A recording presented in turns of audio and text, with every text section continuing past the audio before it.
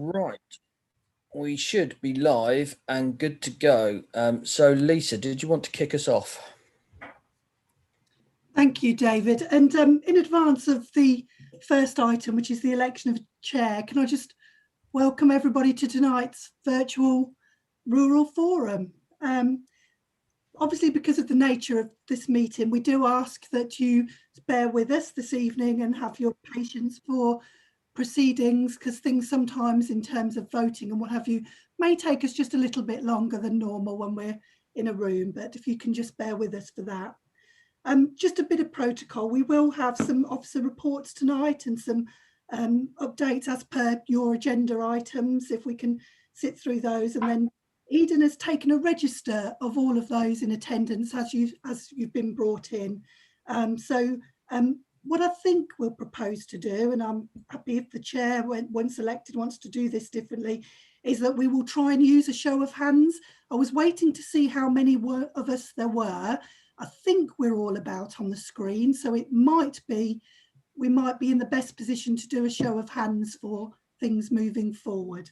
Lisa, we might need to just ask George, Stuart, John and Hilary what their voting intentions are, as they're not on screen. Absolutely. Thank you for that, David. So moving forward to our first item, and then I shall be handing over, it's the election of the chair for the Rural Forum. Can we seek some nominations from the group, please? Can I nominate Jim, please? Thank you. Looking for a seconder? I'm happy to second that. Thank you, David. Any additional nominations? None. So if we could go to the vote, please. All those in favour, give us a wave. Yeah, I think that's the vast majority there. Okay. Thank you, everybody. So I hand over to Jim to take the meeting forward. And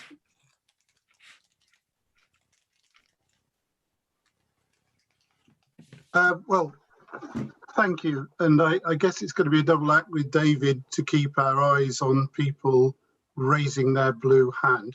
You didn't mention that, but you just want to do it by visual. It'll any way that anyone can get in contact, I think, for the purposes of this meeting, Jim. We've now moved on to a second page of tiny little people, so I will be flicking backwards and forwards between the two to make sure we get everybody. No problem at all. So I'd just like to say thank you for those who moved, seconded and voted for me to chair this last rural forum in this format. So thank you very much for that. It's one or two of us have been there since the beginning, I guess, and probably David at least. Item 2 is apologies. Apologies from colleagues in Democratic Services and from the floor. Any apologies? Can I send Richard's apologies, please? Richard Barnwell. I think that was the one that we were going to proffer as well. So any further apologies? Doesn't look like it, Chair. None other from the floor. I was just looking at the screen as everybody is. Does everyone know Eden? It might be the first time Eden's been in front of, if you'd like to introduce yourself, Eden. Thank you, Chair. No, I'm Eden. I'm one of the Democratic Services Committee administrators. I was at the last Rural Forum, which would have been in January. I know you weren't at that one, Chair, so I know a few people, but that's about it. Brilliant. Leslie? Hello everyone, my name's Leslie Sambrook Smith. I'm Deputy CEO of Northamptonshire Calc. So if you're members of the County Association, then I'm here to represent you, take away any actions and give you any support I can.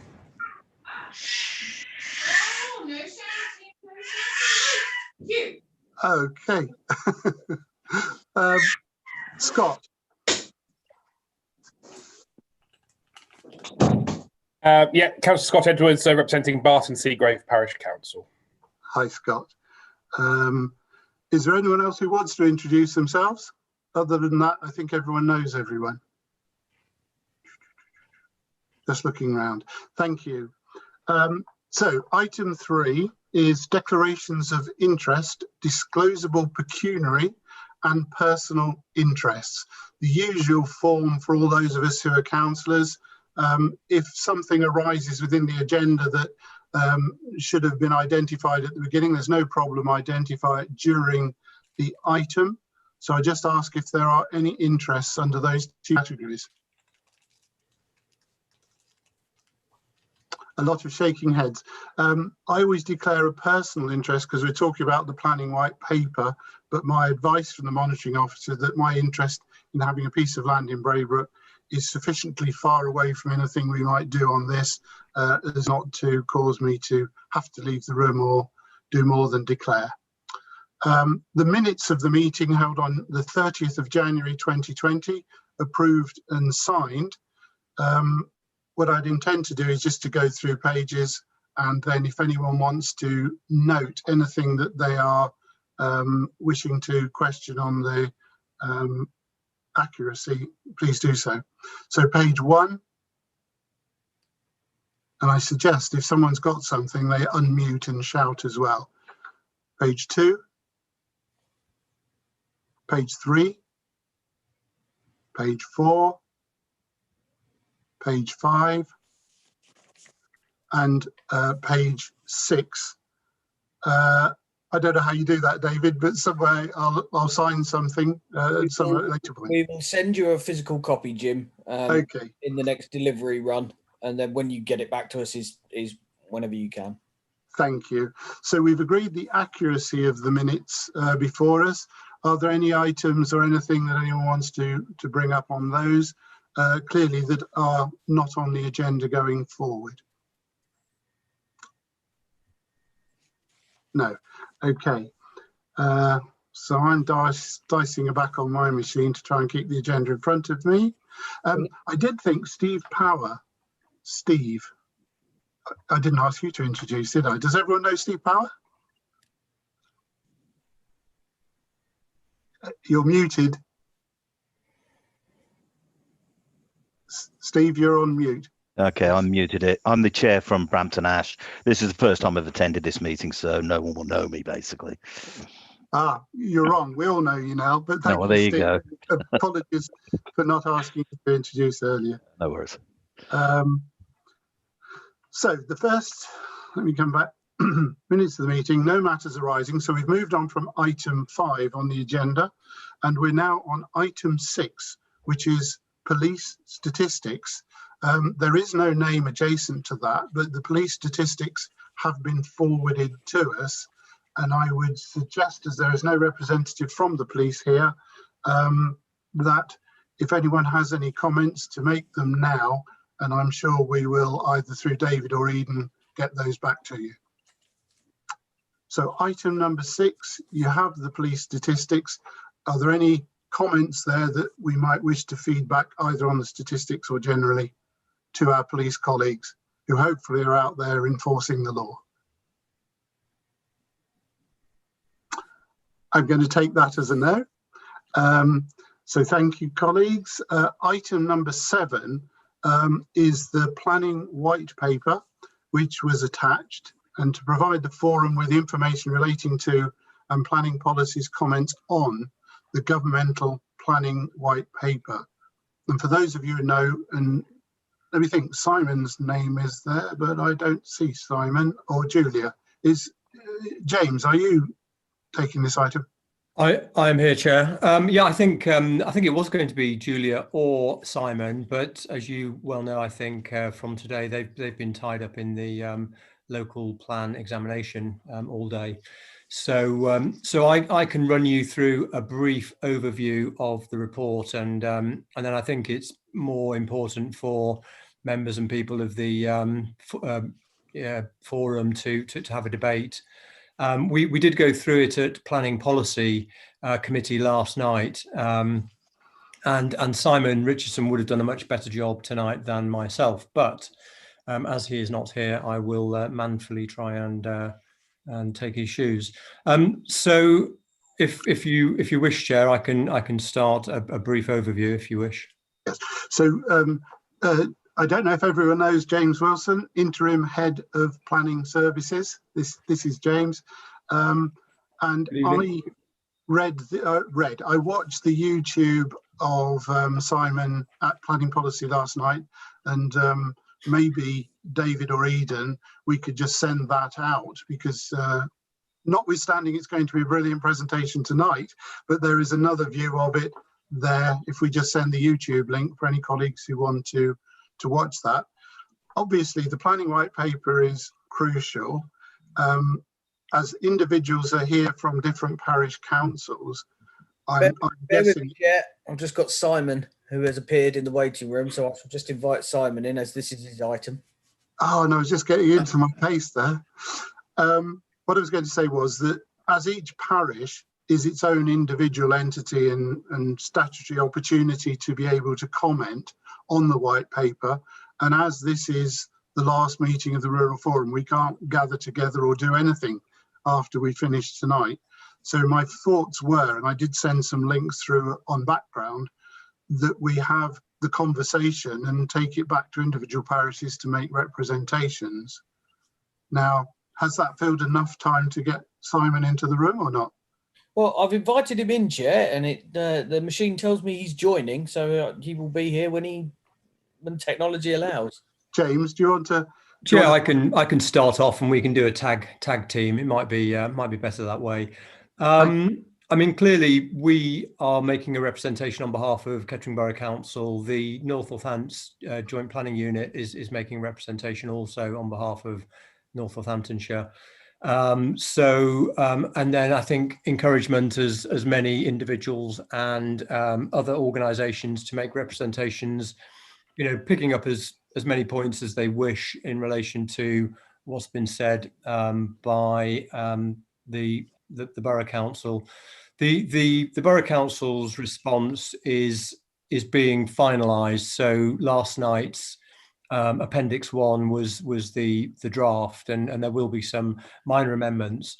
So if we go to the report, if we go to 2.6, I mean, basically the white paper is a fundamental review of how planning is going to be conducted in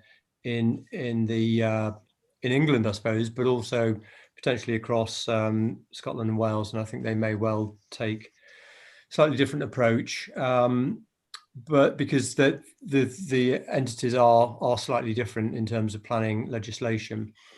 But if we go to 2.6, we just want to kind of go through briefly how the white paper set out. So there's 27 questions in terms of how the white paper is structured. And we, for the Borough Council, we haven't actually answered those questions. We've taken an approach of just responding in general. I think the Joint Planning Unit has gone into that level of detail. But the proposal... James, yeah. It's Simon Richardson. Hello, Simon. Do I know you? Can I? Yes. Can I rescue you from my report? You can absolutely rescue me, and you can do a double. You can start again as per last night. So go ahead, and thank you for rescuing me. Welcome, Simon. We did say it was going to be a tag team, so you're now tagged. Yes, thank you. Sorry about that, everybody. I've been involved in the local plan examination today, and I've only just walked through the door. So my apologies for being late. So, Simon, could you just introduce yourself for those colleagues who haven't met you before? Of course. My name is Simon Richardson. I'm the development manager, or one of the development managers in development services. My responsibility is for planning policy. So I manage the planning policy team and involved in local plans and supporting policy development for the Borough Council and throughout the borough as it is at the present time.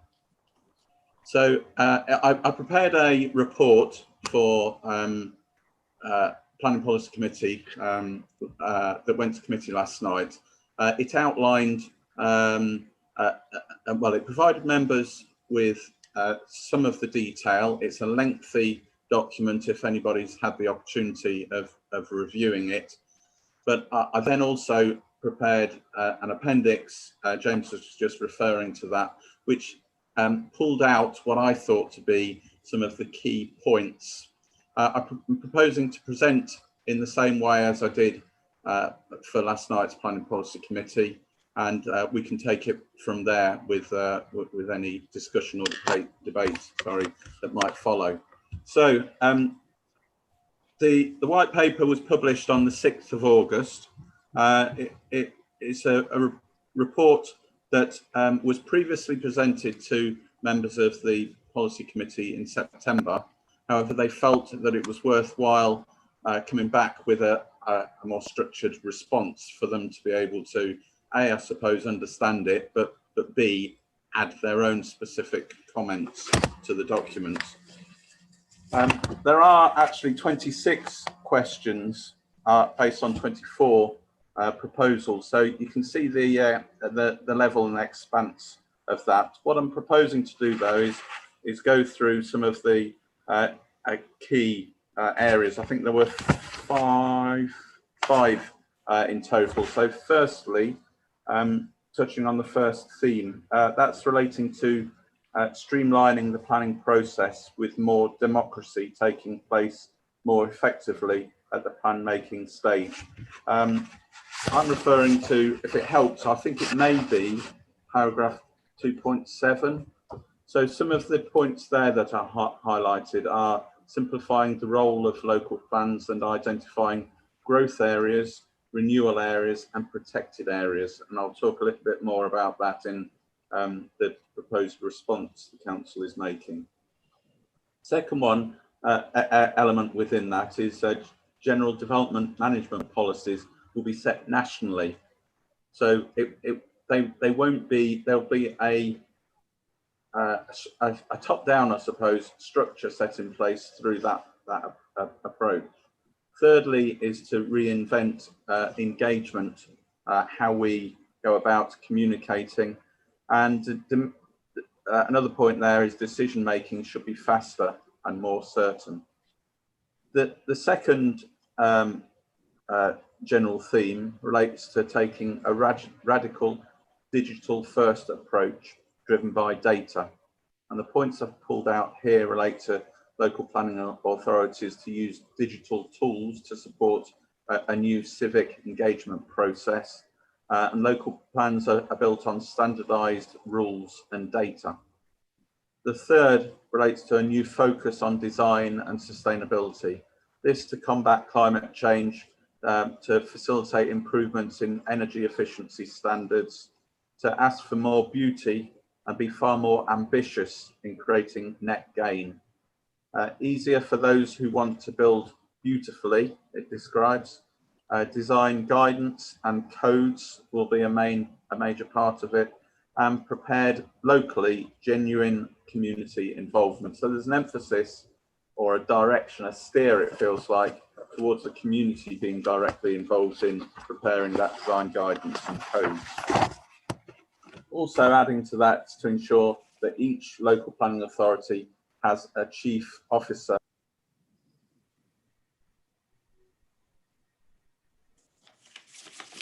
Simon, you're muted. Sorry, did I mute myself then? I'm not sure, but you're very quiet. I am very sorry about that. Let me just draw back. This is chaos, isn't it? Sorry about all of this. So let me go back to the, let me see where I may have been. It was only about 10 sentences. Okay, so I've talked about climate change. I'm looking for, excellent. Improvements in energy efficiency standards, issues around beauty and net gain, to make it easier for those to build, who want to build beautifully. Design guidance and codes would be an emphasis, and for those to be prepared locally and with genuine community involvement. To ensure that each local planning authority has a chief officer for design and placemaking, and an extra emphasis around Homes England. The fourth area is to improve infrastructure delivery, that being the community infrastructure levy. And that will be reformed as a nationally set value-based flat rate charge and called the infrastructure levy, simply. More ambitious, for that to be more ambitious for affordable housing, greater powers to determine how developer contributions are to be used, those to fall back to the local authority. Then fifthly, to ensure more land is available for homes and development and support renewal of our towns and any town and city centres. A new nationally determined housing requirement to speed up construction where development has been permitted, better information to local communities, to promote competition and to assist small and medium businesses, and make sure publicly owned land and investment supports thriving places. Now, within the report, as I indicated earlier, I prepared Appendix 1.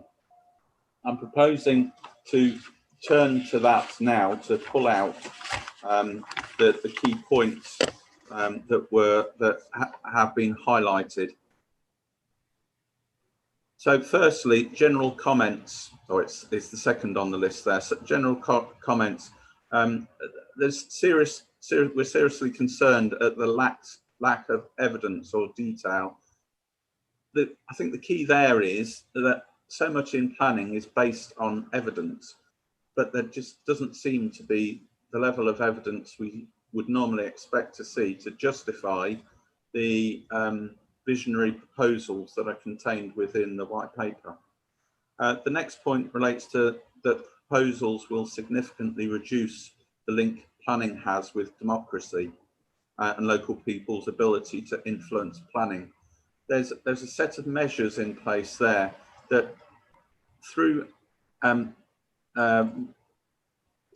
speeding up the process, it in a number of cases is at the expense of public engagement or public involvement and some form of public accountability through the political arena, I suppose. The next point is that clear signs are failing where the government have extended committed development rights. The next, the foundation of planning is laid by evidence, a point that I've made in this paper is seemingly devoid of that. The white paper criticises local authorities for a shortage of housing land. And I've highlighted in the proposed Borough Council response that its requirement is to identify housing land for 10,400 houses. Currently, it's forecasting it has land available for 12,000, well, nearly 13,000. So 24% above the requirement set out. So that point seems to be misjudged. Then looking at the principle of the zones. So when it comes to protected zones, development management policies will be set out nationally. No indication as to the extent or quality of these nationally set policies. And it's impossible to form a judgment. Therefore, there's a sense of caution in the council's thoughts with regards to this.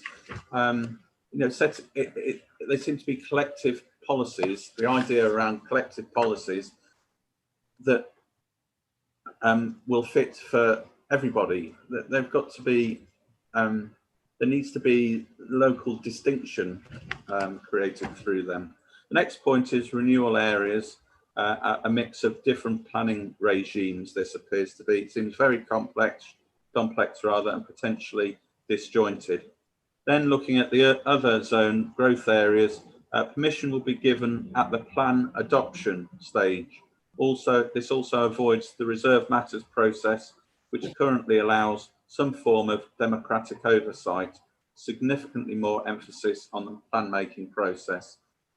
Traditionally, the plan making process being one of the early stages, and you tend to find that more information and evidence develops as you progress through that process. So in effect, it would be making decisions at that very, what can be a very early stage. Looking then at codes, the 10th point there, codes and pattern books would need to be carefully assessed and agreed. Local plans will be 2/3 shorter. With all that's required, it seems nonsense to expect that this can be changed when we're being asked to look at additional detail in elements, but reduce the content by 2/3. Then looking at neighbourhood plans, it's unclear how neighbourhood plans fit into this proposed new 3-zone system. Neighbourhood plans may simply be limited to contributing to local design codes. Taking back of planning powers will harm democracy and the hard work local groups are putting into providing planning policies suitable for their own areas. Number 13, the opportunity for the public to influence will be lost. There will be a sense, it's felt, that the public will be, local people will be marginalised from the process. Certainly if they join the process later on rather than at the very early stages. And then there's a clear risk that the focus around digital information will be at the expense of more traditional forms of communicating information. So, speaking to people face to face around boards of information. Finally, the comments relate to National Infrastructure Levy. Details here, it is really quite sketchy. Over the last few years, from the Borough Council's point of view, assessments have always shown that sticking to the Section 106 agreement approach has been more effective in resourcing infrastructure than the SILT proposals that authorities have the ability to take up. Also, there's so little detail with no evidence of having been successful through modelling or testing of this new infrastructure levy, and it needs to be looked at far greater depth, it's recommended. Finally, point 16 is that, in summary, the greatest concern is that this white paper will marginalise local people and threaten the reputation of planning as a vehicle for shaping quality places where people want to live. Happy to take any questions or join in the discussions as they come forward. Immediately I see Nick Richards of Wilbarston's hand raised. Nick.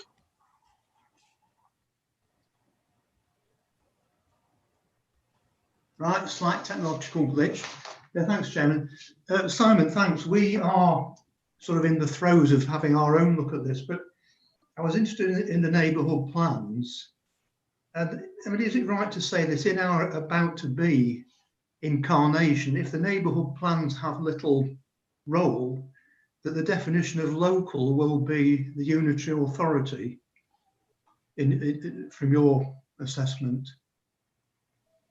Thank you, Nick. Simon? Come back on that. Yes, there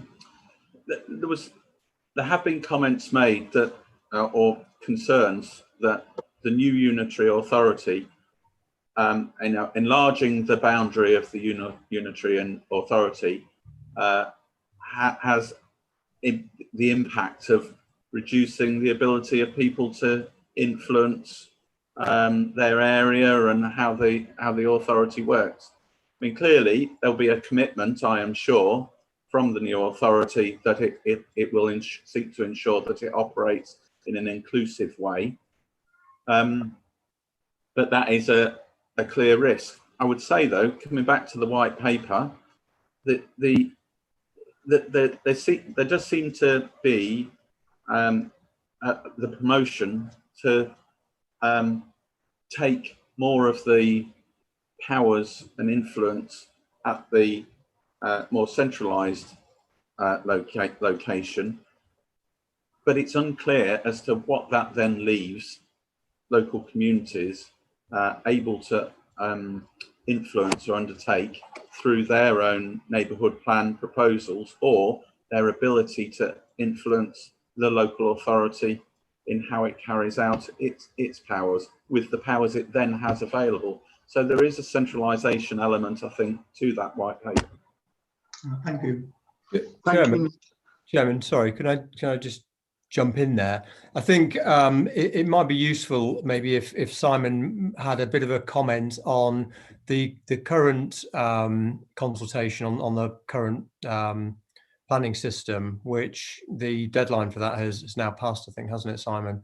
But it might help to put in context the changes that are going through in relation to local housing need, which are not part of the, well, that they would form obviously part of the planning system going forward if they become entrenched or embedded within the white paper proposals. But Simon, do you want to make just a quick comment on the other consultation which has just happened?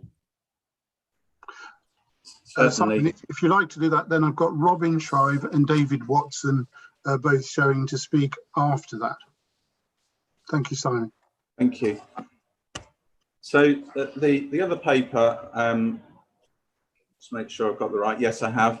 The other paper, the consultation on that one was shorter, and it closed on the 1st of October. It was called, if anybody would wish to search it out and have a look, it's called Changes to the Current Planning System Consultation. The Borough Council did make representations on that one. It didn't get the opportunity to be put before our committees because of the cycles, but the issues that it sought to promote was bringing about changes to the standard methodology for assessing local housing need. I think in a broad context, if you're seen as being successful in delivering housing development over preceding years, the algorithm, I should say, that is used to calculate future housing needs sees significant enhancement. So Kettering Borough as an area has been successful in recent years. It's been one of the fastest growing authorities in the country, and as a result, our predicted growth figures would be significantly higher than they currently are. James may remember the proportions of the figures. I can't draw them into my mind at present time, but it was really quite staggering. I think across Northamptonshire, I think the figure that the rate at which we currently plan to deliver, I think it's around 1,700 or 1,800 homes a year. Simon, across Northamptonshire. Go ahead. Simon, sorry, Chair. Could I just come in to help? In fact, hopefully, I did send an email out to all parish councils about this meeting, and within that email is the paper that the Joint Planning Committee looked at. And to articulate what you were saying, 3.6 in Appendix 2 of that meeting, which you can pick up the paper and you can see on YouTube, any member. Appendix 2 shows how a new standard method formula would result in a requirement for 3,009 dwellings. I hope, give me a nod, Simon, if that's sounding right. 3,009 dwellings per year, a 64% increase on the previous methodology's figure of 1,837 across Northamptonshire per year, and a 72% increase on the adopted joint core strategy requirement of 1,750. So the increases in housing within the areas we all live, either 64% or 72% beyond the current. But if any colleagues want to grab hold of that email, you will find reference to that. And I hope that that was helpful to you, Simon. I just had it on screen here. Do carry on. Excellent. Thank you, Chair. Yes, it was helpful. So you now have a record of those figures. And I would highlight that the Borough Council had input and contributed to the Joint Planning Unit report. And we used it as the basis also for the Borough Council's response to that consultation. So that's the local housing need. The next element looks at securing first homes. So that's looking at affordable housing, but it's tilting it more towards enabling people to own their first homes own their first homes as affordable homes, but seems to neglect to an extent the rented sector, which is an element that is growing in terms of need. The next element is relating to supporting small and medium-sized builders by lifting the requirement to make provision for affordable housing. The risk there is that there then is a reduction in affordable housing that's coming on stream, and so there's obvious implications that lie there. And the next one relates to extending the current permitted permission in principle for more major development. That means basically provided proposals fit with a set of criteria, it's not required to be submitted for consideration by a local authority to grant a planning permission. It has the opportunity to, the authority misses and the public miss the opportunity to enhance or improve upon some potentially lower standard development proposals. So they were the key thrusts of that consultation document that closed on the 1st of October. Simon, thank you very much. I don't know if people are used to the chat function, but I did just paste the figures that I read into the chat function, but they are available on that email. Now, we have Robin Shrive from Wilvarston and David Watson, Geddington Newton. Robin. Not quite Wilvarston, Jim. Well, we don't want to tell anyone you're away from home. It was only really to comment on the neighbourhood plan element of it. And when I was reading the white paper at the weekend, I think it was proposal 9, I just found it again on the phone, but they actually say they should be retained an important means of community input. So hopefully everybody will vote or say yes to hopefully carry them on. Thank you, Robin. Point taken. If you could mute again, that would be great. There was a bit of feedback before. David Watson, Councillor David Watson. Yeah, thanks, Chairman. I was really just reacting to the comment about the local plans and the involvement of the local community, and sure that the new authority will take into account local plans. You asked for evidence for the changes in the planning. I'd ask you for the evidence that the new authority will have any interest in local input so far. To date, the evidence is very poor, not least being the abolition of any representation of the parishes in the future. On that one, where is she? Lisa. Lisa, I think that is relevant as to the emerging unitary, to answer David's question, and also what planning is going to look like in the new unitary. Well, we've got an item on the agenda called Local Government Review that's coming up next, which just give a little bit of an update on where we are in terms of that organisation and the blueprint. So I will come on to that in the next item. In terms of representation, I hear what you're saying about, the fact that presumably making a reference to this being the last rural forum, but this is the last rural forum of Kettering Borough Council.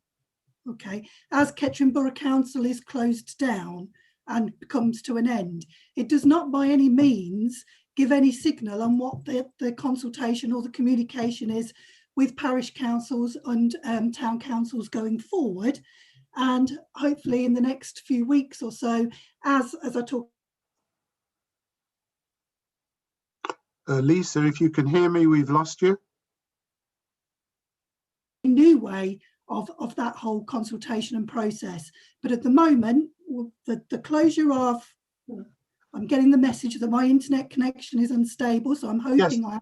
Lisa, we lost you for about 4 or 5 seconds and then you came back.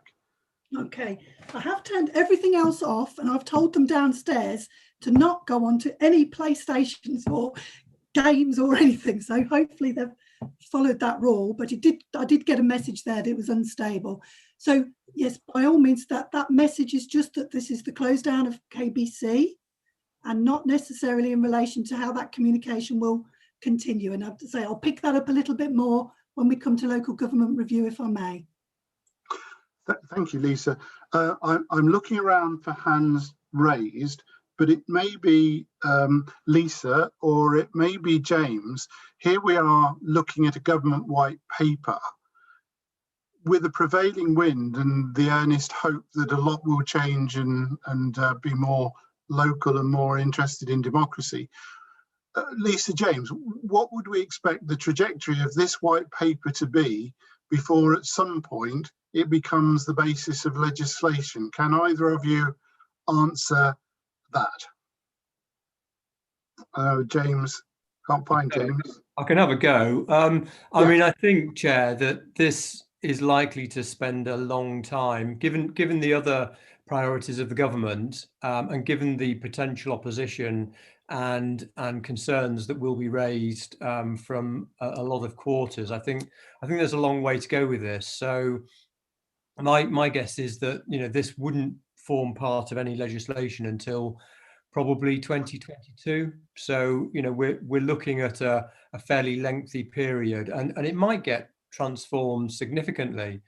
I mean, for those who have been in the development industry and planning, there have been significant proposals for land value capture and infrastructure levies and so on and so forth, and on many occasions they've come to naught or they've been watered down. So I mean, I think the government's put forward a very bold proposal on the basis of relatively, in my opinion, flimsy evidence, and that's to try to deal with the speed of the planning system. But I think there will have to be checks and balances, and I think that the more people respond to the consultation, the more it will get scrutinised through the parliamentary process, and I think that wouldn't be a bad thing, I think, in relation to not chucking out everything that we've had. I think that there does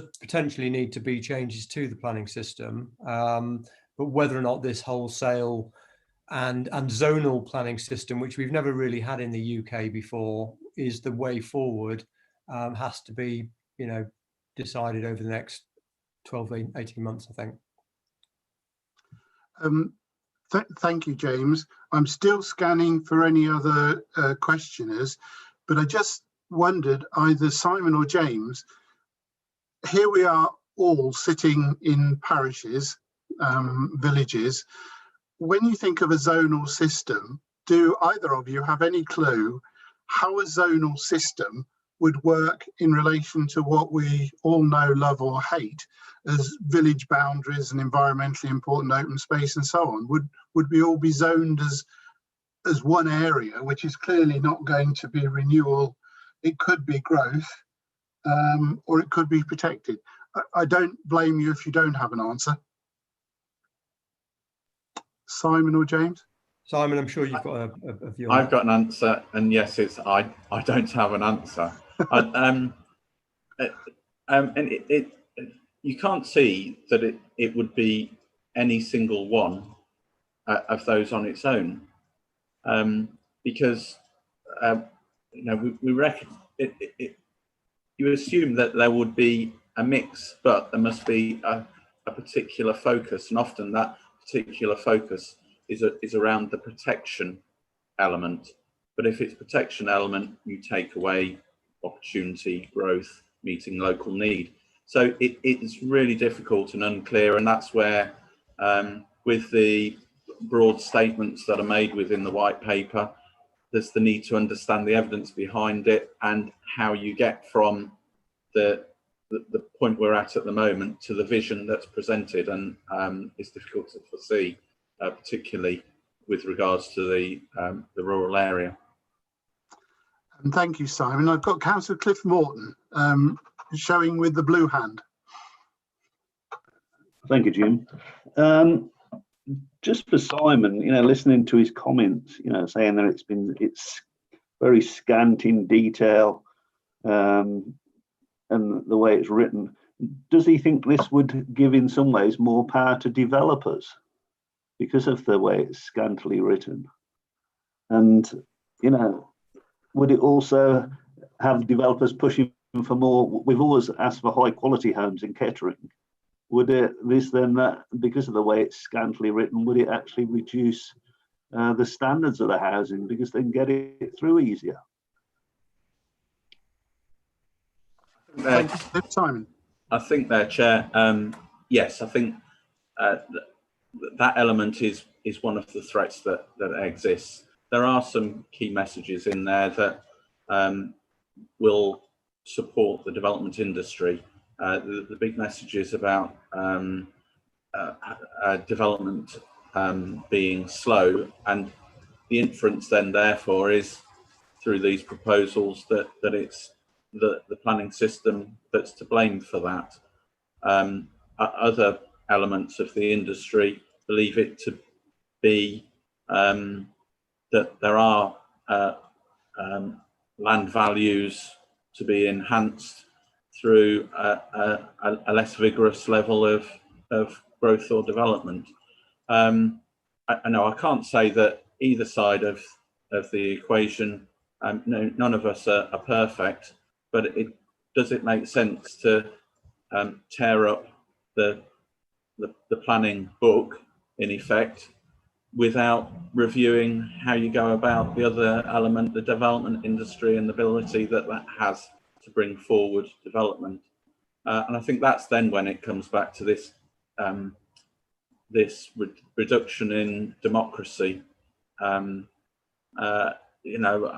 made points in the response about pride and people having pride in their area, but that pride has the potential of being reduced because it's too heavily influenced by other elements. The benefit and ownership you gain, it would appear, through preparing a neighbourhood plan or being involved in a neighbourhood plan is significant.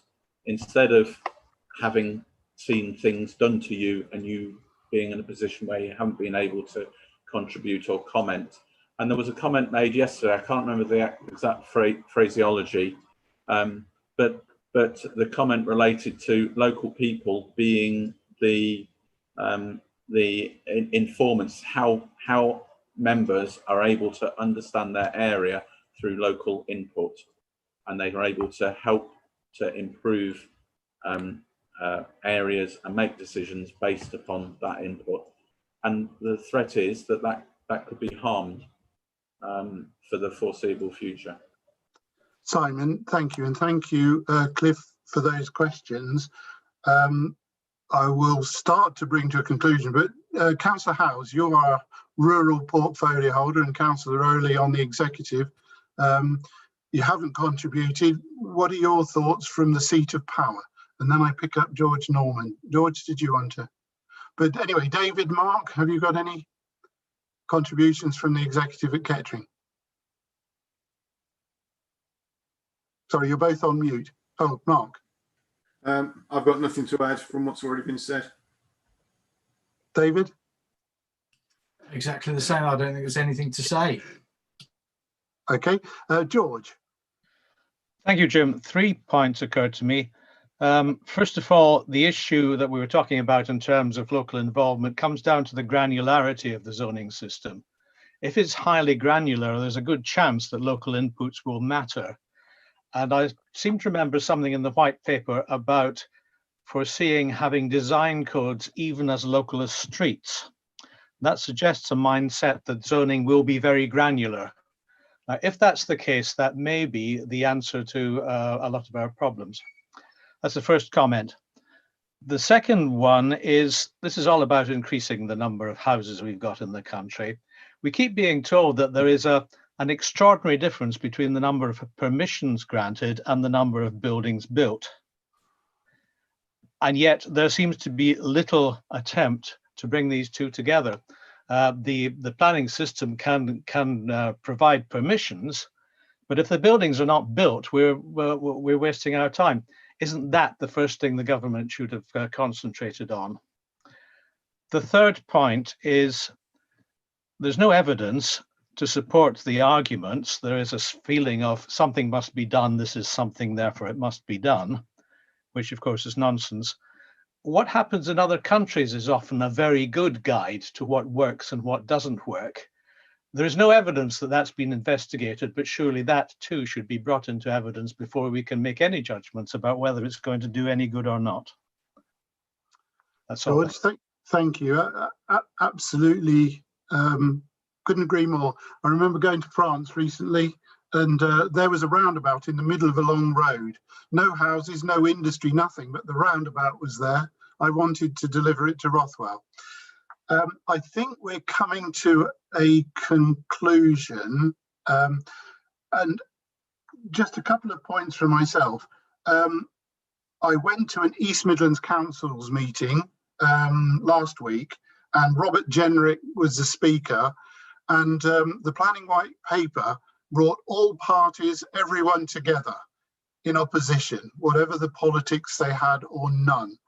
He got quite a rough time. So I can say that councillors, politicians on all sides and MPs are concerned about this. Clearly the point that, George made is that if you are a developer and you've got a land bank, and this is where it dynamically works against government, your best interest is to restrict supply. And even my A-level economics said, if you restrict supply, the price goes up. And I think that is really what George has said, that until you get through that process and just build out what is already there. And I think 2 more points. Beauty is in the eye of the beholder, my father always used to say. So when you build beautifully, one person's beautiful is another person's horrendous in that way. And I think the last point, and Simon sort of made that point, my experience of planning over the years is you can talk, you can leaflet, you can go on social media and whatever. It's not until the bulldozer goes through the hedge and a sign goes up saying 200 desirable residences, 2, 3, 4 bedroom, that everybody suddenly realizes what's going on and wants to change it. And we as councillors simply say, I'm sorry, that was decided in Thrapston 4 years ago. There's nothing you can do. So how you engage people at the plan making stage, I don't know. But Simon, just the last point, are your comments that you are preparing, is what we are saying here, is there a chance of some of that, if you feel influenced by what you've heard in this debate, going into those comments as well?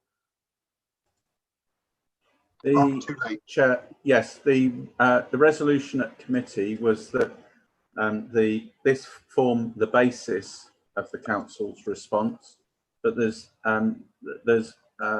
it's delegated. There are some further events going on, and it's delegated to James as head of development services and to Councillor Tebbett as chair of the Planning Policy Committee to add any other additional elements that members felt that members would be helpful in making the council's response. Yes, that's brilliant. So as we're all individual parishes and individuals, by all means pick up on any of the points we've just discussed, and they can go through to add and complement the responses government gets. So either individually or across the board. Now, Cliff, is your blue hand still up because it was up, or because you wanted to make another comment? Just a point for Simon, obviously, if he's going back. I think in terms of neighbourhood plans, that this should be something that you really press, because, you know, the government and parish councils have spent an enormous amount of time and resources developing their neighbourhood plans for the type of villages or rural they want. yeah, you said there's very little in there, and I think this should be something you really press home. Yeah.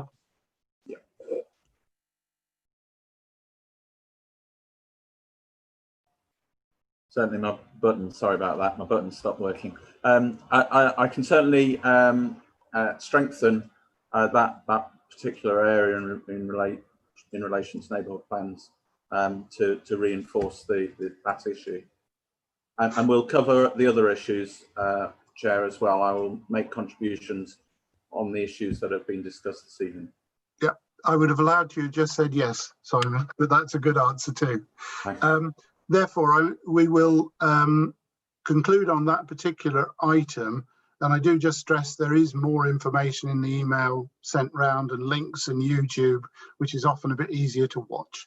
We're now moving on to item number 8, and that is public sector reform, update on the current position in relation to the, I suppose, the abolition of the councils as we know it, as they say, Jim, and the arrival of the unitary. And that's Lisa Hyde. Thank you, Chair. And if I do note that I freeze, if you don't mind, what I will do is possibly just turn my video off, because sometimes that does help if I do freeze. So thank you. So I'm going to start with public sector reform, just do a little bit of background, because I'm just conscious there's a different group here tonight. A little bit about how that's starting to develop in terms of the blueprint, something about recruitment and appointments, and then just an update on what current consultations are going on, and also the website links that might be useful for people in the future to look at some of this. And then I'll move on to the other item, which is just a little quick update on where we are with setting up Ketteringtown Council as well. So looking at the minutes and where we were in January, such a lot has happened since then. So government legislation as it stands today wasn't in place there. So that's all now been passed to create the 2 new unitaries for West Northamptonshire and North Northamptonshire. And those councils will start providing services to the residents and businesses of Northamptonshire from April next year. The new unitary councils will be responsible for all public services provided to residents in their area, currently split between the districts and boroughs, as you know, and the county council, which can often seem very fragmented to residents, as well as being sometimes more costly to deliver. So we're working towards more efficient service delivery and better value for money, and considerable opportunities to develop and transform services, improve outcomes and increase that value. So that also includes plans for a children's service trust, which again has moved on quite considerably. That will act on behalf of the 2 new unitary councils and will provide vital services for young people county-wide, and that is planned to go live from the 1st of November 2020. So following the proposed postponement of the elections last May for the new unitary councils due to COVID pandemic, and that pandemic remains a top priority. I think that's important for us to say, a top priority for all councils in the county at this moment. An alternative approach and new legislation was made by the government to enable the creation of those new authorities. And those 2 North and West shadow authorities were set up to lead the preparations for creating the 2 unitaries. So if you think about the North, that's 152 of the existing members on that shadow authority. And they will combine the membership of the existing district boroughs and obviously the county councils. And that pushed the elections to 2 new unitary councils for the 6th of May 21 next year. With many of our resources county-wide focused on dealing with that COVID response, the scope of that future Northants programme was changed and reviewed quite considerably. It was streamlined to a new programme which was called Safe and Legal Plus. So basically what that is about getting us past the 1st of April, or what's known as vesting day, in a safe and legal way, with just some small elements of transformation, particularly required at the county council, so that those services can be disaggregated into West and North. So that leads me on to that next point, which is a new document that was produced and published around mid-September, which is known as the blueprint. And that blueprint is for the for both councils, but I'm assuming you'll be particularly interested in that for Northamptonshire. And what that does is it sets out an overarching view of how services will be delivered and fit together in those two new authorities. So who will deliver them, from where, and a plan to transfer into that, what I called the safe and legal for go live day. It's a functional view of the organisation at this moment, not a structural view, because obviously the structures need to be developed alongside an HR process. So they build on those sort of high level, which were agreed at what was the Northamptonshire Shadow Executive meeting in August, I think. And its focus remains on ensuring residents continue to receive the local services without any disruption. It sets the direction of travel for the authorities, outlines the aspirations and the future opportunities that will come from bringing those councils together. What it does do is assume that all current functions and staff for Corby, Kettering, Wellingborough and East Northants councils will remain in the north, and predominantly those people and those services will be quite static from the 1st of April. Obviously, NCC services, as I said, will split across the two authorities. However, there are some services, and to ensure continuity for residents, they won't all split because of practical, commercial or legal reasons for day one. So after vesting day, there is a range of services where they will be led either by the north or west, and then some will split post vesting day when it is in a better position and safe and legal to do so. So that is the blueprint.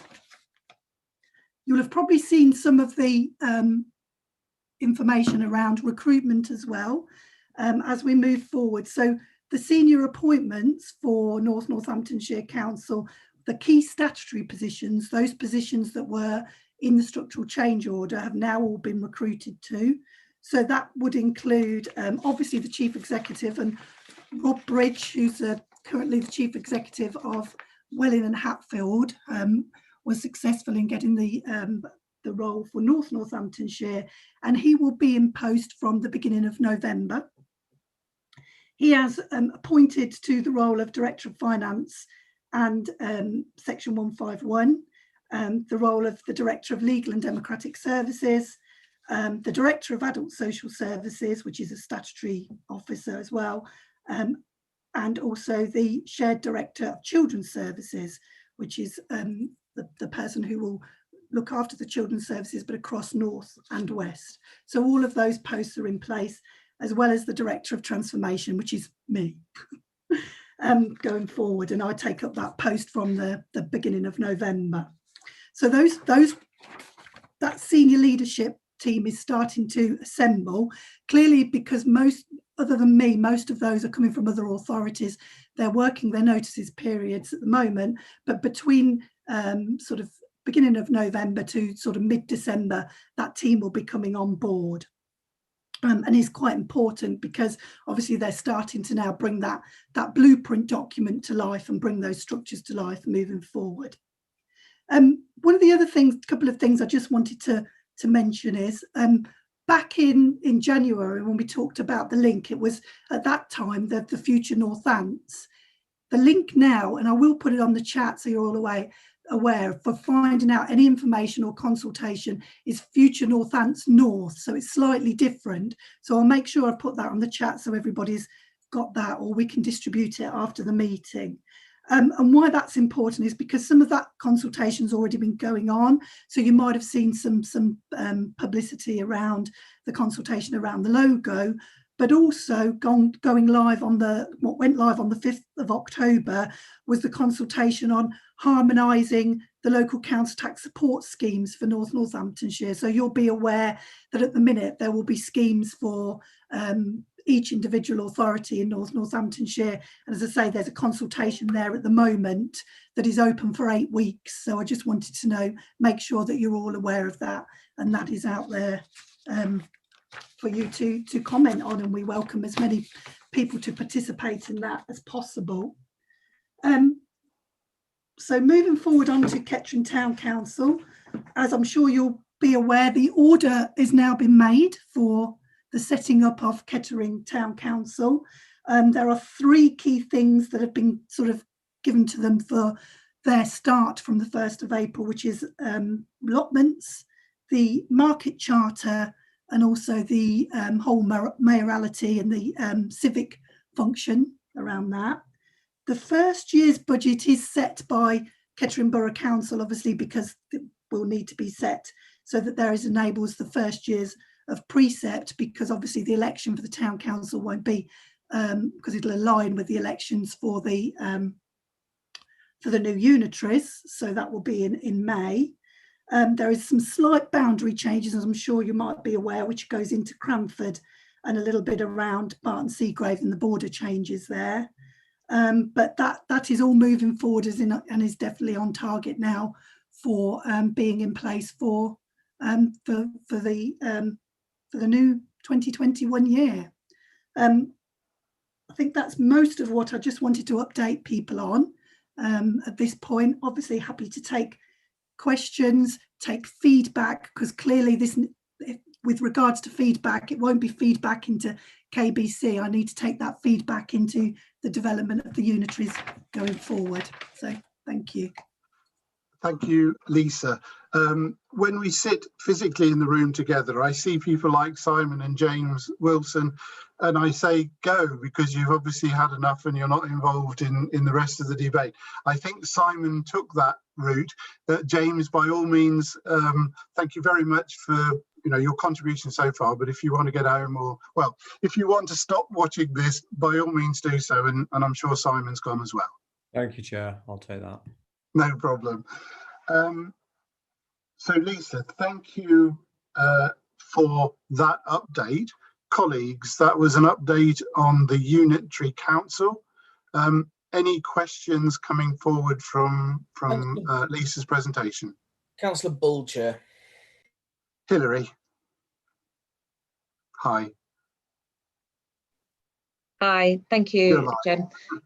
Lisa, I was just looking to see if you have any idea of the time frame for when you will start to be talking to us about the devolvement of services. Obviously, Kettering Borough Council and parishes have a unique relationship.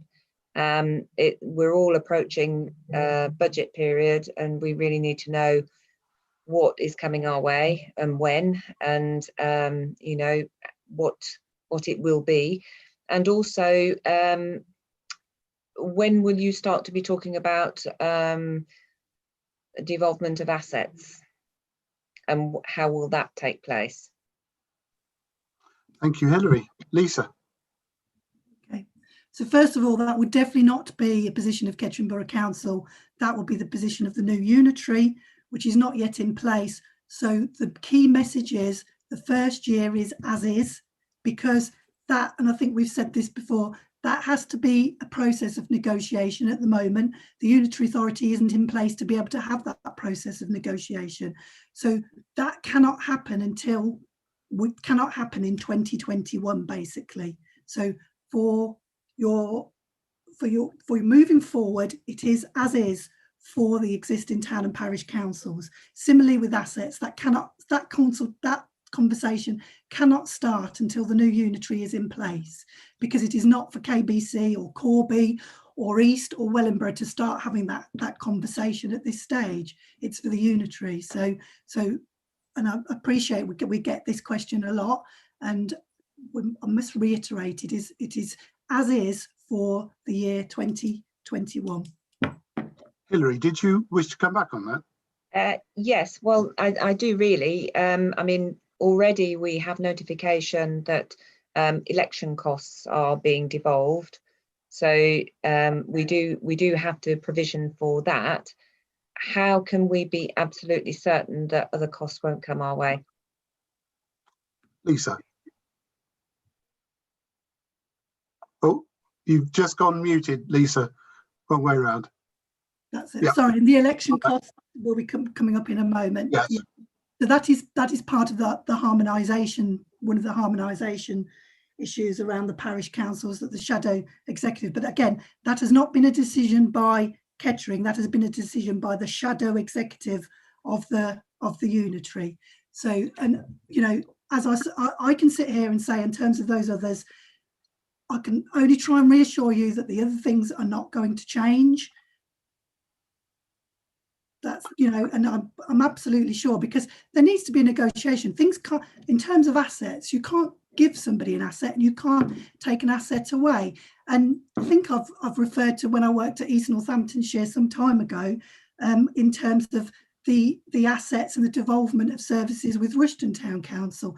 That was over a period of time, with negotiation with that town council about the devolvement of those assets, how they were going to be managed, and what budgets needed to be in place. And that needs to happen, and we're aware of that, a long time ahead of any decisions with regards to precepting or your budgets at town and parish council level. The other thing that's being fed back as well is that all the town and parish councils are very different. Some may want to take on things, some may not. So that needs to be a picture that's built up over time as well. So, you know, it's a very different picture across not only Northamptonshire, but Northamptonshire as a whole. And just one final thing, how are you going to square that away with the other 3 districts who are on a different footing? Are they willing to do that? Lisa, you've gone mute again. Sorry, square what away? Square the fact away that we are operating differently compared to the other authorities. And that is fine, moving in. That is not it is not required for those things to be harmonised post 2021. It doesn't all have to be the same, and it won't be for some time, because as I say, some of those changes, even if they were wanted, would take a significant amount of time. So the fact that there are different ways of devolved services at the moment will be, as I say, as is from the 1st of April 2021. That will just continue. Thank you, Hilary, and feel free to come back again. I'm just going to ask now David Watson if he would like to pose his question, but do come back, Hilary, if you wish to. David.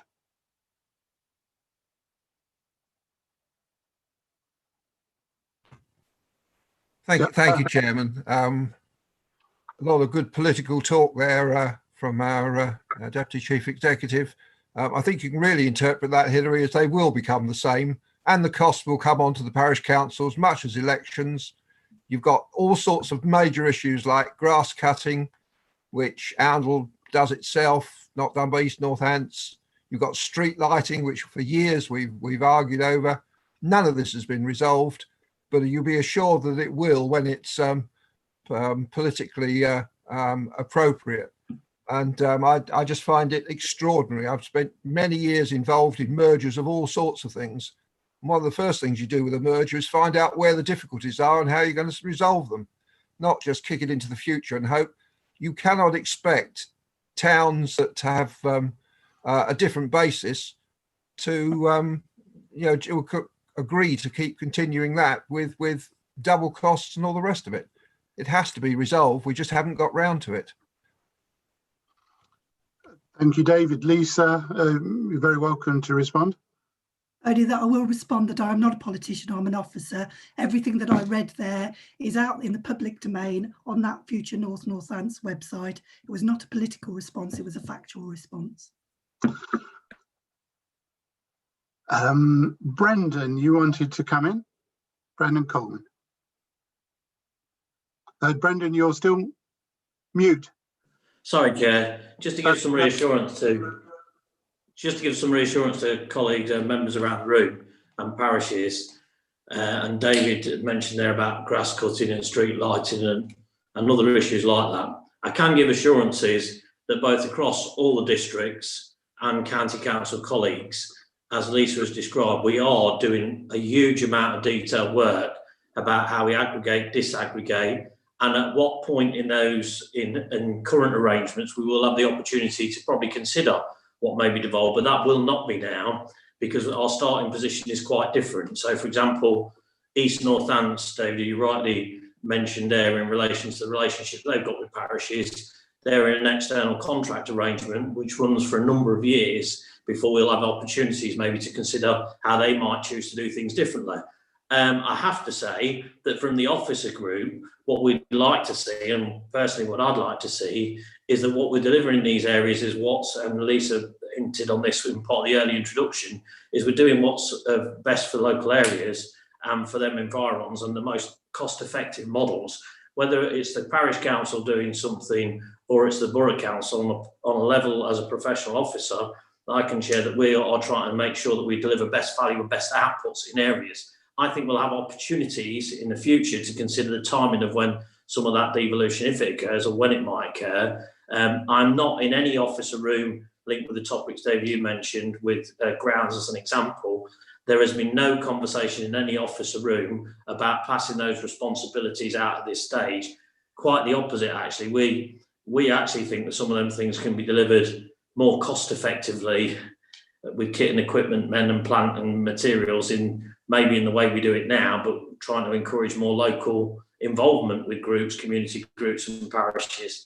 And I hope that, and many of my colleagues across the districts and county, hope that continues more. I can also give you some feedback that, for example, with Verges and the County Council, we're trying to look at the smartest ways to deal with some of them issues going forward. So as an example, do Verges sit in a civil engineering external contract arrangement with highways, or should they actually sit with some of the services done around in the districts and boroughs, which you would normally traditionally see like Verges come across to the grounds maintenance teams and horticultural teams there. So the disciplines who have the specialism start to take forward those areas. I think we'll have opportunities when the timing arrives to talk more about how devolution could occur, but it is, Lisa's right in saying that won't be now, and it will be when there are opportunities for natural breaks in current arrangements, etc.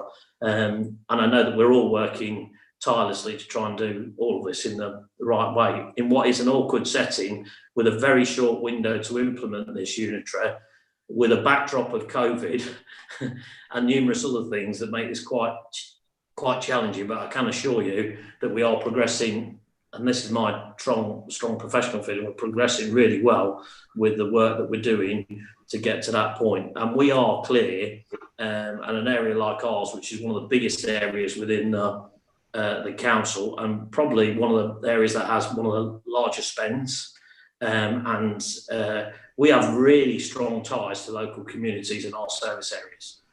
You know, we really do. Weekly, we will engage with people in this room, and our teams will on a weekly basis. That will not change after April the 1st. If anything, we'll look to expand on that. I'm pleased to hear that, but we do need to understand where we're going. This election costs very small money from a borough point of view.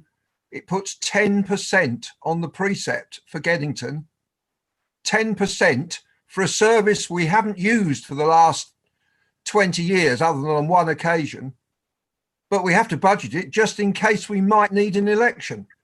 You know, try and explain that to people at the time there's hardship, that we're putting the rates up by 10% just because of this reorganisation. David, we definitely have that as the next item, and I would like to pursue that most definitely. I saw various others nodding on that one. No one else has shown to ask a question at this point or contribute. There are just one or two questions from me, given everyone else has had the opportunity. Will residents of Ketteringtown get a council tax bill with a Kettering precept on it in March next year?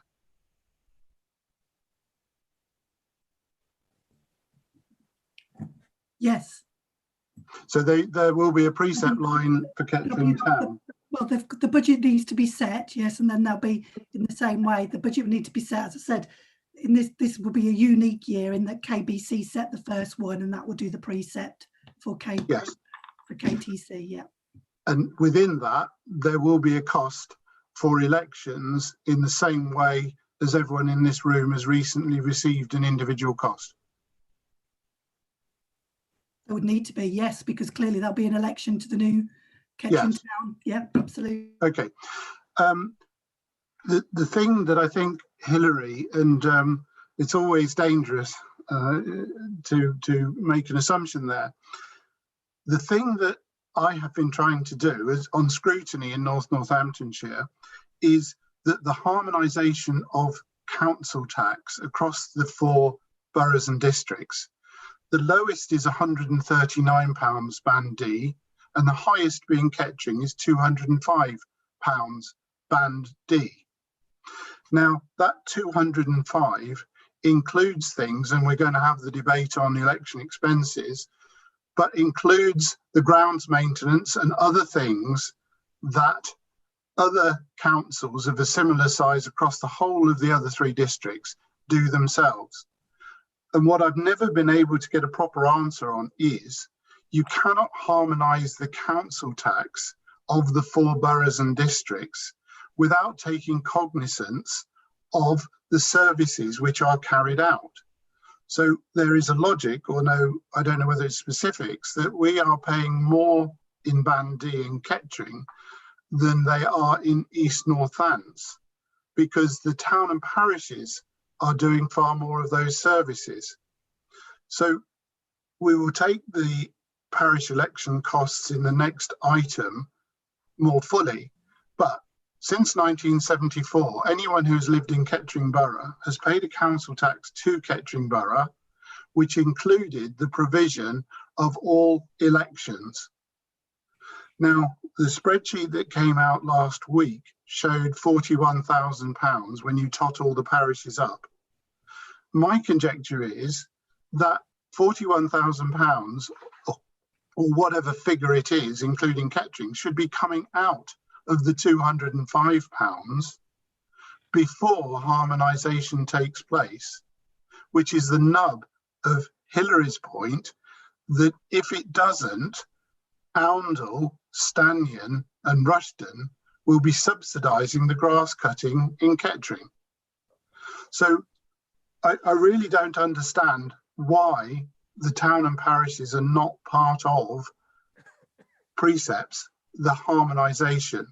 I would also say from a colleague out in Daventry, their villages meeting, the leader at Daventry said, is there anything you villages want to take on board before we get consumed by the unitary? But, you know, that is happening way before the unitary starts. So these, I don't know if people have followed that through, but I can't see Kettering Borough getting a good deal out of that. And will there be money taken out of the current actual council tax to give a notional council tax before it is averaged out?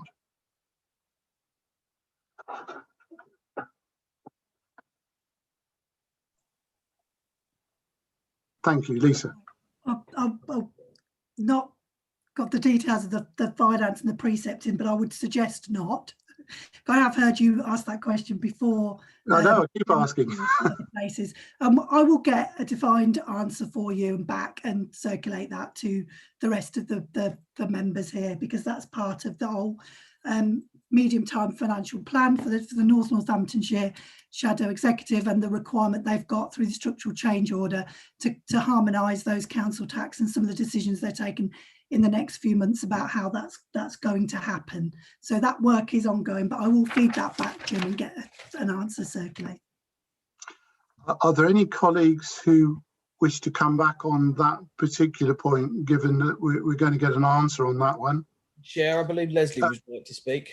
Yes, Leslie Sambrook from NALC. Thank you. Thank you, Chair. Really, it's just going back to looking at services and asset devolution.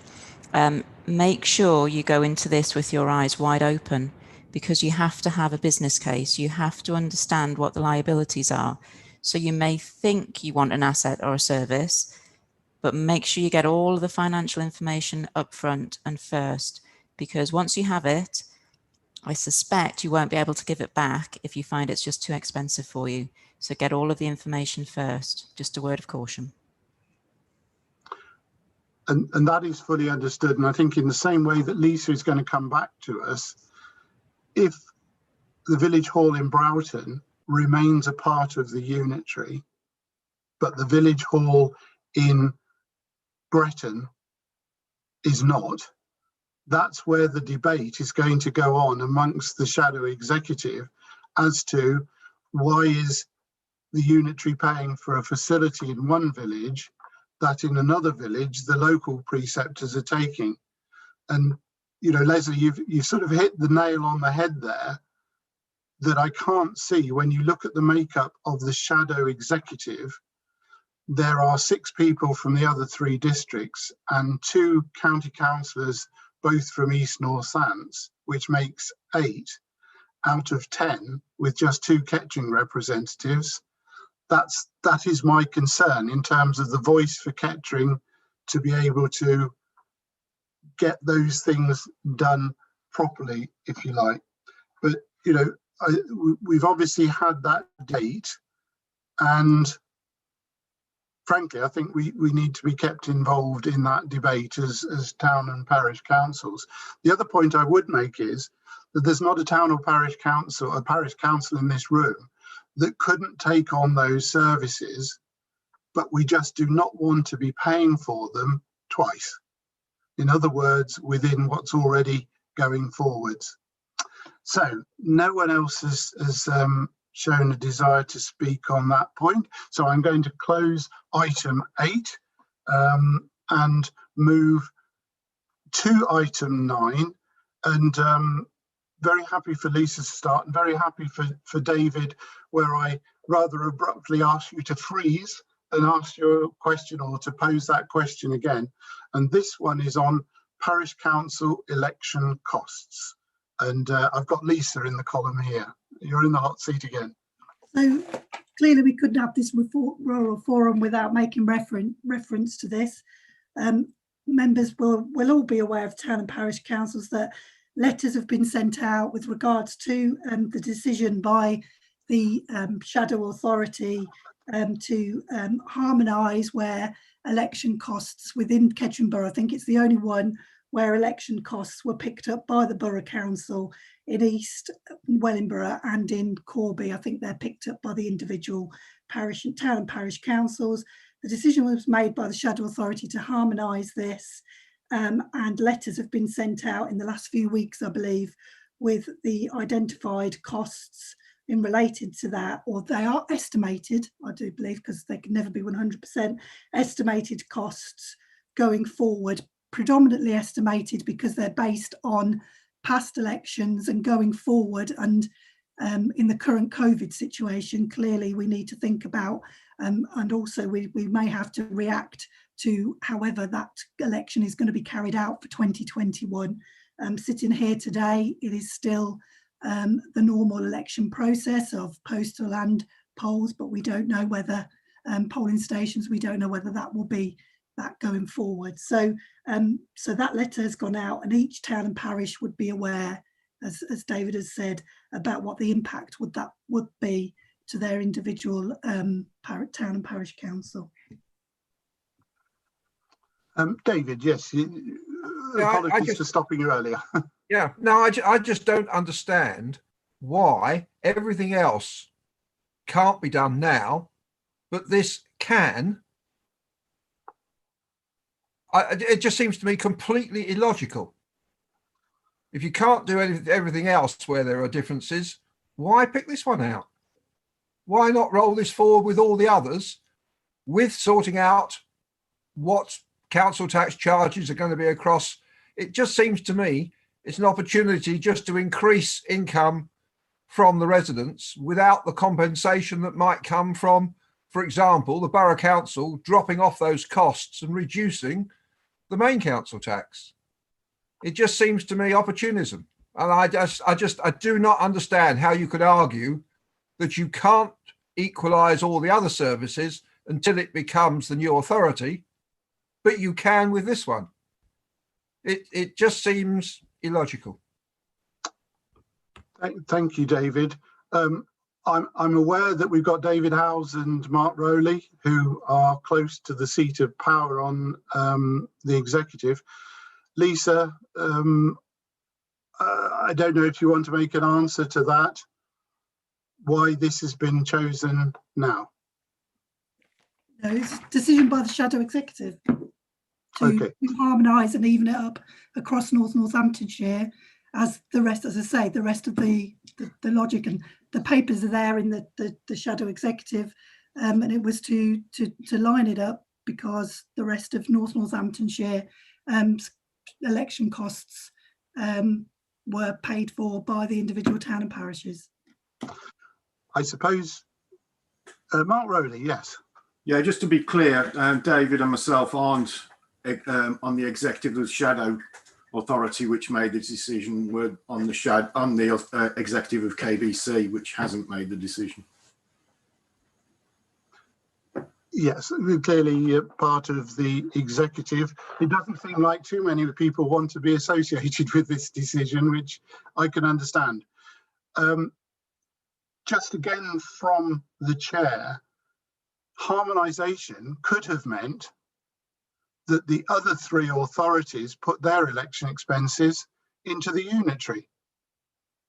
But I didn't see any debate whatsoever on that.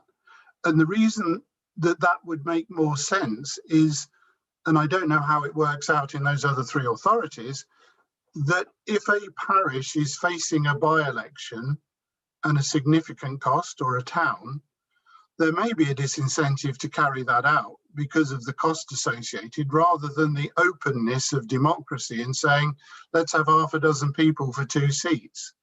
So when I looked at the shadow authority decision, not a single member of the shadow authority said anything about this decision in any debate whatsoever. But logically, to have a sensible debate, there's no reason why harmonisation can't go the other way. And I don't understand that. And you can't answer that, Lisa, and nor does it seem our other senior councillors are here.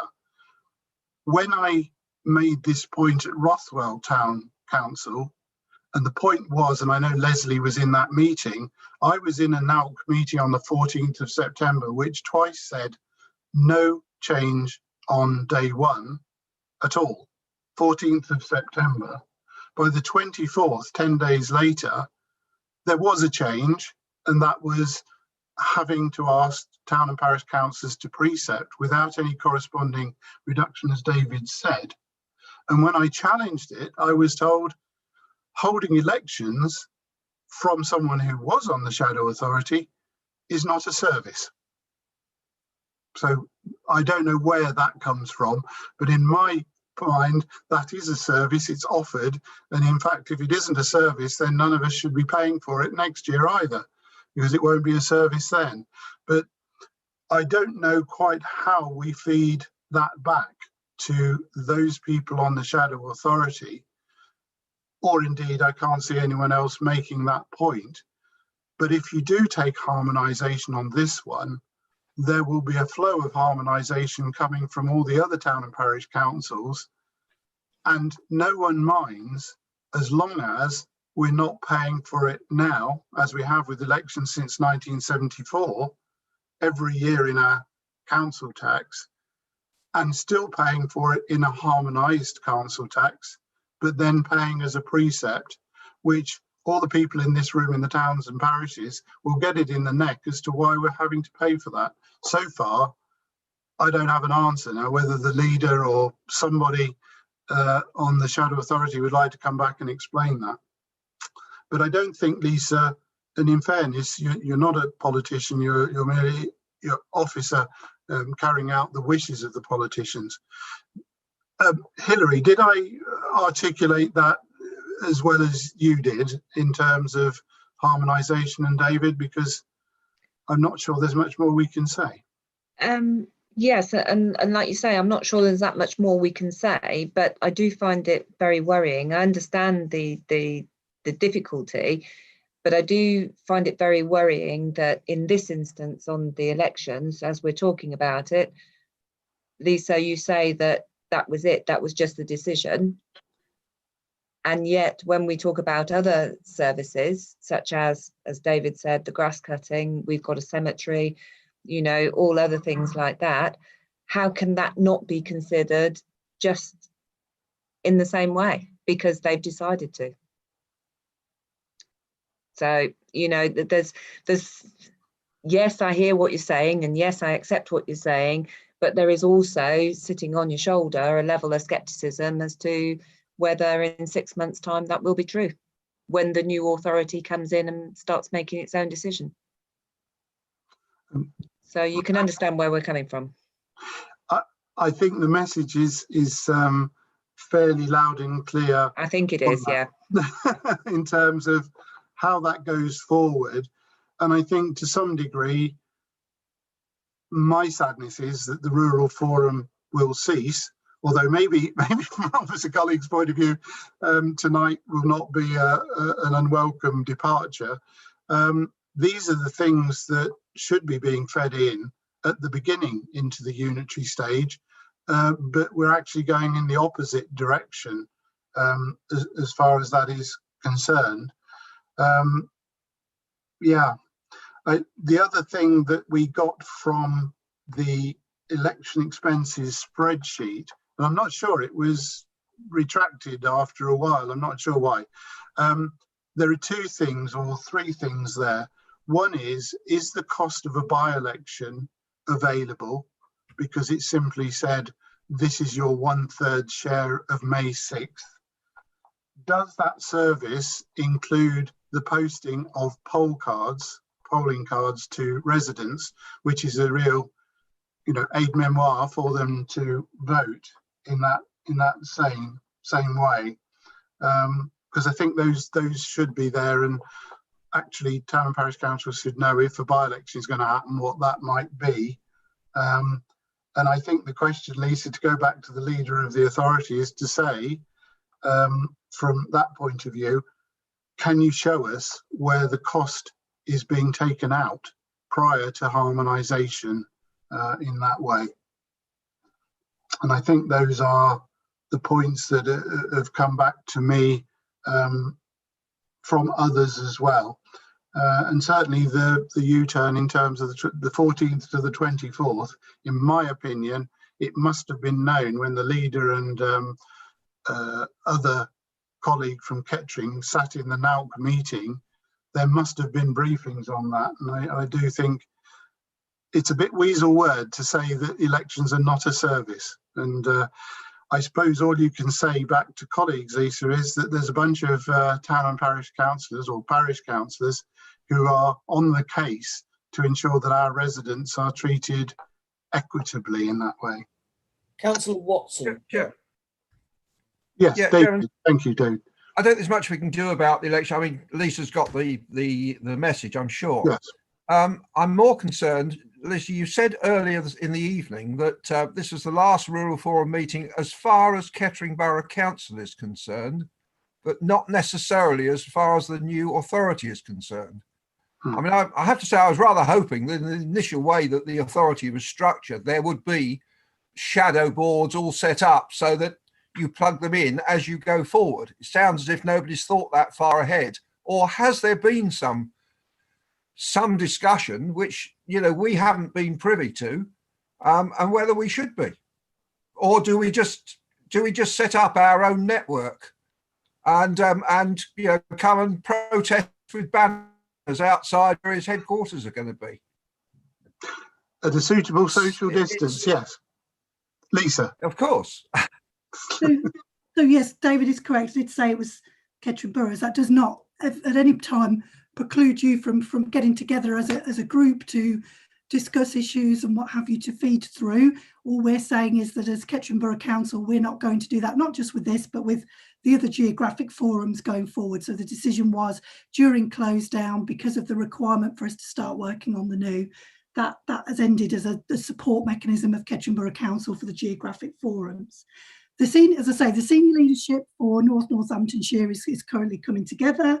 So I am pretty sure that there will be something in place for how they are going to communicate or work with all strategic partners, including town and parish councils.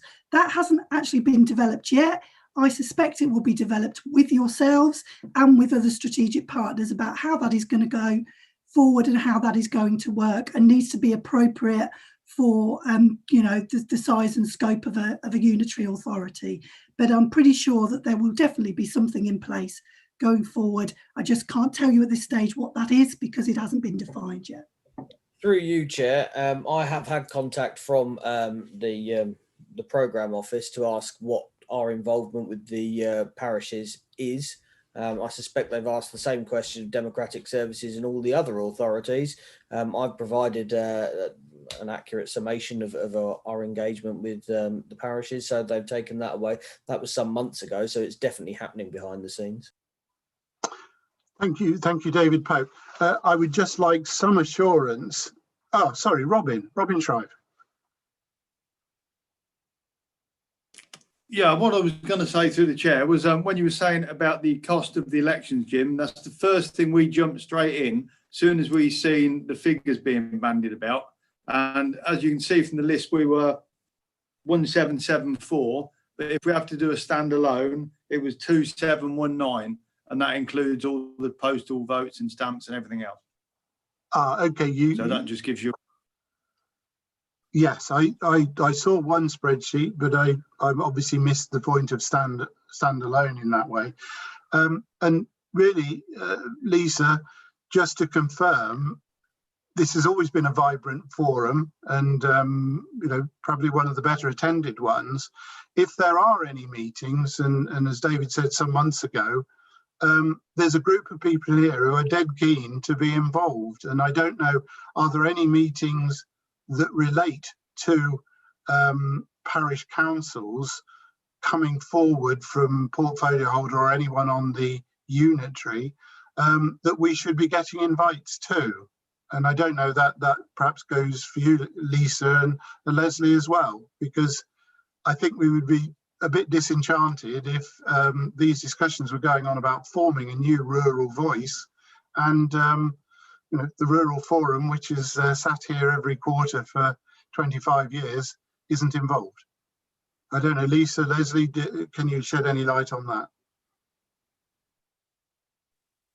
If I start, there's not any meetings start, as I said, that haven't started yet, but we can give you the reassurances that as we start those conversations, I'm pretty sure that we will be getting out there to all town and parish councils across Northamptonshire to get their view on what is the most appropriate way to go forward.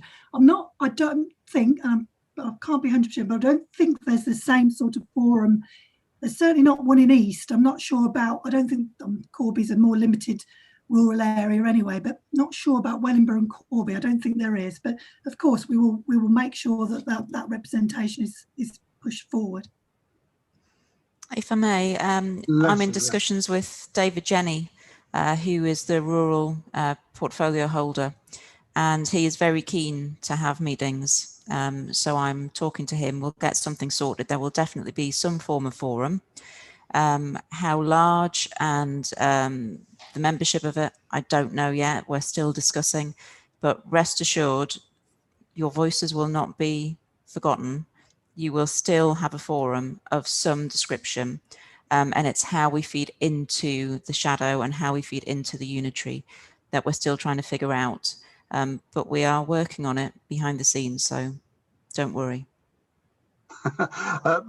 We won't stop worrying, but don't worry excessively in that sense. So if, for example, from the unitary emerging, there is a request, what's the rural interest in Kettering, this forum will be gone, but will our address list still be kept, and will we still be invited as if we were there? Maybe we should form a shadow rural forum or something.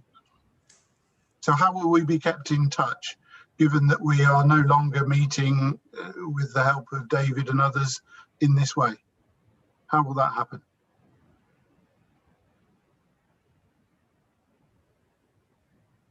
Sorry, as you were just saying, so David has already been asked by the unitary programme office for all of the details of what's happening. So presumably, I mean, of course, your details will still be on our databases, but it'll be the contact will be coming from more likely from the programme office for Northamptonshire rather than ourselves.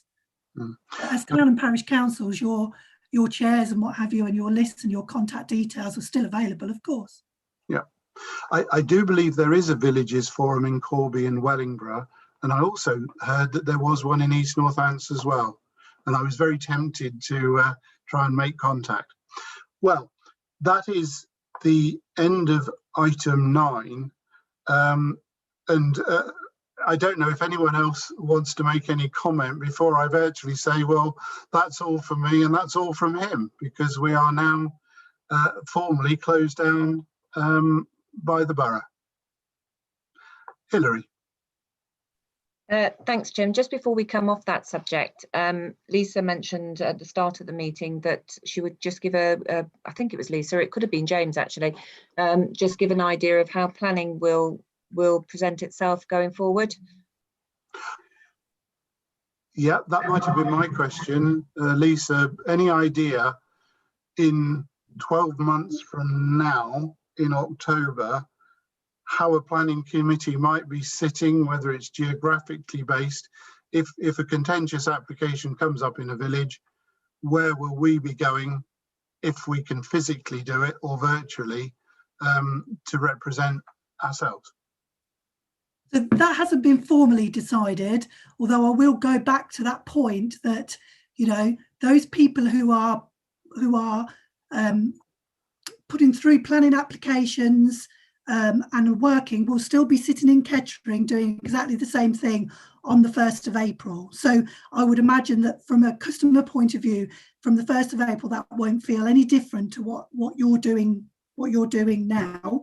How the structure develops post vesting day may be slightly different, but there isn't anything in place at this moment as to how that's going to be structured. One thing I would say is that I referred earlier to, and I will circulate that link to Future Northants, because the blueprint, and I appreciate it's a very high level at the moment, but the blueprint talks about those functions and how they sit across north and west going forward, but also how things like highways will be disaggregated or lead models going forward as well. So I think it will be quite useful for you to have a look at that blueprint and to get some background information from that. But as I say, in terms of service delivery, it will follow through on the 1st of April. You should feel no different to you as a customer in that respect. So just a reminder on the blueprint link, if David or Eden can send that link out, you know, whilst I do understand. The link to Future Northants North, and then all of the things that we've been talking about tonight will be are on there. Yes, the only thing that does sort of intrigue me is that a planning committee of the unitary will presumably be comprised of members from right the way across Northamptonshire. So what will feel different is who we relate to in the planning committee and lobby or go along and talk to.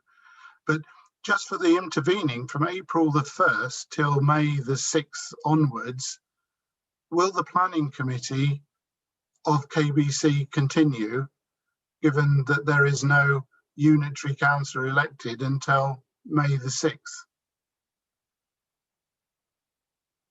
So you're asking about what committee meetings will be scheduled between the 1st of April and the election, and what powers those. I mean, as a councillor, you still retain those powers until 4 days. Is it 4 or 10 days after the 4 days after the election? So yeah. You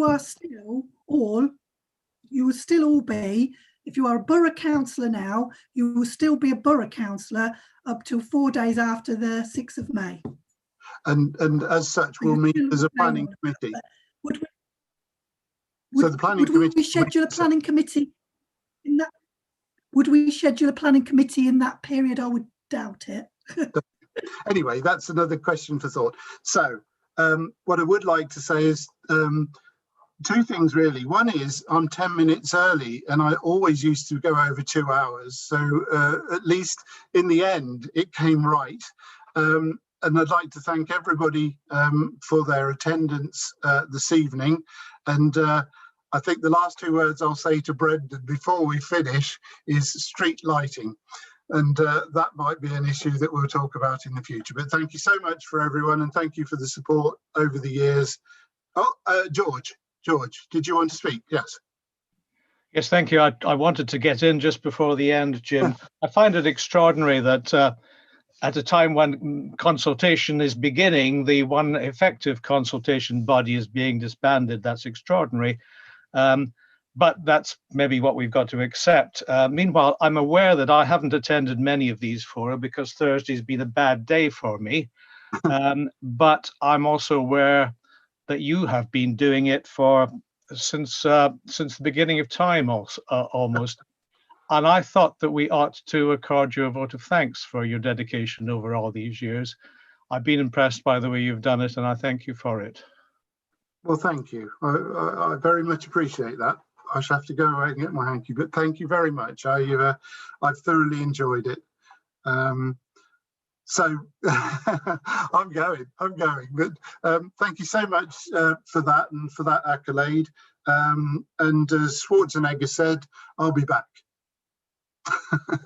Take care then. And David, I think we'll now close the meeting, or Eden, whoever's in control there. Thank you once again, everybody, and good night.